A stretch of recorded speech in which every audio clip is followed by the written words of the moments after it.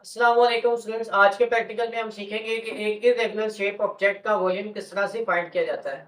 तो वॉल्यूम क्या होता है? वॉल्यूम में हम थ्री लेंथ्स को मल्टीप्लाई करते हैं। किसी भी ऑब्जेक्ट की तीन लेंथ्स को हम जब मल्टीप्लाई करते हैं तो हमारे पास वॉल्यूम आ जाता है। ठीक है, जैसे आपने पढ़ा होगा कि वॉल्यूम में हम लेंथ, विड्थ और हाइट को मल्टीप्लाई करते हैं तो हमारे पास वॉल्यूम आ जाता है। लेकिन अगर हमारे पास एक ऐसा ऑब्जेक्ट मौजूद हो, जैसे कि ये आप देख सकते हैं, मेरे पास एक स्टोन मौजूद है। ठीक है, और आप देख सकते हैं कि इसकी कोई भी डायमेंशन बराबर नहीं है। ठीक है, तो इस तरह के ऑब्जेक्ट को हम लेंथ मल्टीप्लाई करके नहीं फाइंड कर सकते इसका वॉल्यूम। ठीक है, तो इसका वॉल्यूम हम एक और प्रिंसिपल की मदद से फाइंड करते हैं, जिसको हम आर्किमिडीज प्रिंसिपल कहते हैं। ठीक है, उर्दू में इसको अर्शिमेदस प्रिंसिपल कहते हैं। ठीक है, तो इसमें हम क्या करेंगे, जैसे आप देख सकते हैं कि मेरे सामने एक मेजरिंग सिलेंडर मौजूद है। ठीक है, ये आप जो लंबी सी शीशे की ट्यूब देख रहे हैं, इसके ऊपर स्केलिंग की गई है, तो ये मेजरिंग सिलेंडर होता है। ठीक है, इसके अंदर हमने वाटर डाला हुआ है और इस वाटर का लेवल अभी आप देख सकते हैं कि 400 ml है, 400 ml। ठीक है, इसमें जो बड़ी डिवीजन है वो 400 ml तक वाटर हमने मार्क किया हुआ है। ठीक है, वाटर डाला हुआ है। उसके बाद हम ये जो इसमें छोटी डिवीजन होती है वो 10 ml के बराबर है। ठीक है, इसमें जो छोटी डिवीजन है वो 10 ml के बराबर है। ठीक है, ये देखें यहाँ पर 350 है, तो 350 से ऊपर 1 2 3 4 5 6 7 8 9 10, 10 डिवीजन ऊपर करेंगे तो ये 400 हो जाएगा। तो हमने यहाँ पर जो वाटर का लेवल लिया हुआ है वो 400 ml है। ठीक है, और 1 ml को बेटा हम 1 सेंटीमीटर क्यूब भी कहते हैं। ठीक है, 1 ml को हम 1 सेंटीमीटर क्यूब भी कहते हैं। ठीक है, तो ये बात भी आपने याद रखनी है। अब हम क्या करेंगे, हमने इनिशियल वॉल्यूम नोट कर लिया 400 ml या 400 सेंटीमीटर क्यूब भी इसको कह सकते हैं। ठीक है, तो ये हम इरेगुलर शेप ऑब्जेक्ट को इसके अंदर इस तरह से डिप कर देंगे। आप देख सकते हैं कि वाटर के लेवल में इजाफा हुआ है। ठीक है, जितना इजाफा होगा वो नोट कर लेंगे। ठीक है, तो यहाँ पर आप इसको नोट फरमाएं कितना इजाफा हो गया। पहले इसका वॉल्यूम था 400। ठीक है, अब ये 400 से ऊपर कितनी डिवीजन चली गई हैं? 1 2 3 4।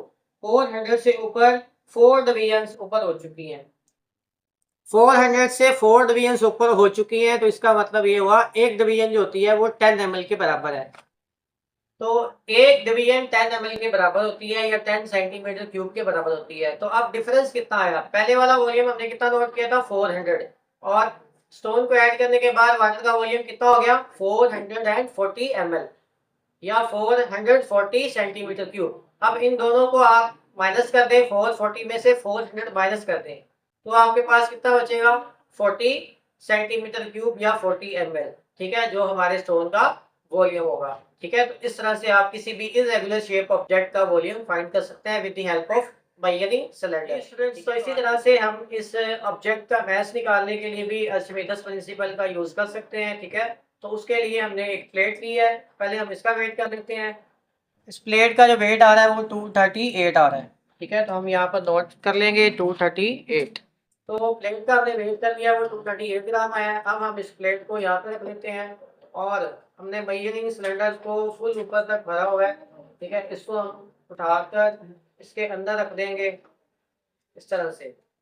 ठीक है, आपने ये बात का ध्यान रखना है कि आपका जो वाटर का लेवल है वो बिल्कुल ऊपर तक होना चाहिए, यानी कि फुल भरा होना चाहिए ये मेजरिंग सिलेंडर। ठीक है, अब उसके बाद आप क्या करेंगे, इसके अंदर जिस भी ऑब्जेक्ट का आप मैस फाइंड करना चाहते हैं तो आप उसको इस मेजरिंग सिलेंडर के अंदर डाल देंगे। ठीक है, और इसमें जितना पानी डिस्प्लेस होगा वही इसका वेट होगा। ठीक है, तो पहले हमने प्लेट का वेट कर लिया था। अब हमने जैसे ही स्टोन को डाला तो इसमें से देखें आप, कुछ वाटर डिस्प्लेस हुआ है और वो वाटर जो है वो इस के अंदर आ चुका है। ठीक है, प्लेट के अंदर। अब हम क्या करेंगे, इस मेजरिंग सिलेंडर को उठाकर साइड पे रख देते हैं और अब हम जो है वो इस प्लेट के अंदर जो पानी है और प्लेट दोनों का वजन करते हैं। दोनों का वेट करेंगे, कंबाइनली 253 आएगा। ठीक है, तो weight of the water displace plus plate, plate और वाटर दोनों का वेट कितना है? 253 ग्राम।